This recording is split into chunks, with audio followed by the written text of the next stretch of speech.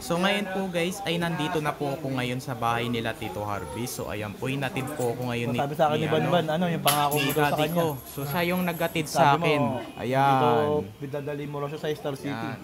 Dito daw siya mag-aaral. Dito, Ngayon po nag-usap guys na ay kami, nandito dito na po siya sila. mag-aaral. Ayan, ayan yung bahay nila Tito Harvey. Ayan o. Nag-usap kami kanina.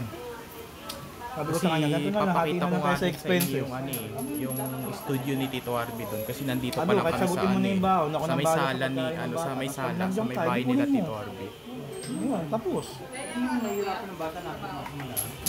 Lagyan mo si Jay, Mamaya papakita ko sa inyo yung studio ni Tito Harvey.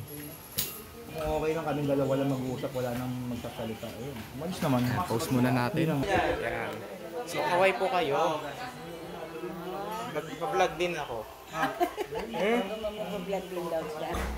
Oh, gusto mo pa guys, kumanta ako dun sa Musikero Station, dun sa may studio. Gusto mo lang umakyat? Kain ka muna.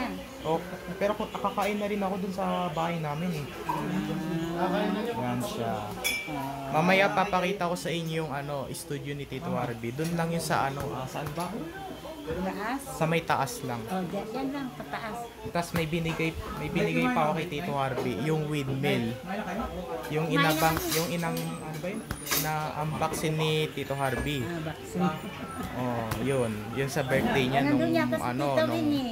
Kasi Tita Win sa taas, puntahan ko. Sige, pupuntahan ko. Saan ba yun? Ay, nagmamadali na siyang puntahan. Ay, Kaway ka nga. Hello.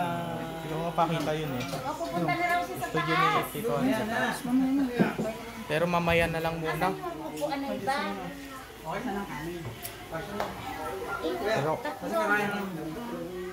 Pero mamaya na lang muna, mamaya papakita ko sa inyo yung studio sa taas. Yung sa Musikero Station. Ang date na rin kasi ngayon, it's July 13. July 13 na. Mamaya na lang papakita ko sa inyo. Abangan mo na lang ulit sa part 2 na video ko. Oh, part 2. Part 1 pa lang to. Pag abangan mo, pag papakita ko sa inyo sa sa may taas, sa may studio ni Tito Harvey. Kakanta ako. Yung nakita nyo dun sa isang YouTube channel ni Tito Harvey, yung Musikero Station. Oh, yun.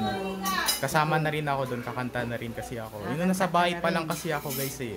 'Di ba alam mo, nasa bahay pa lang ako, nagba-vlog na ako. Nandun pa lang ako. Ngayon nandito na kami. Yan po guys, bye!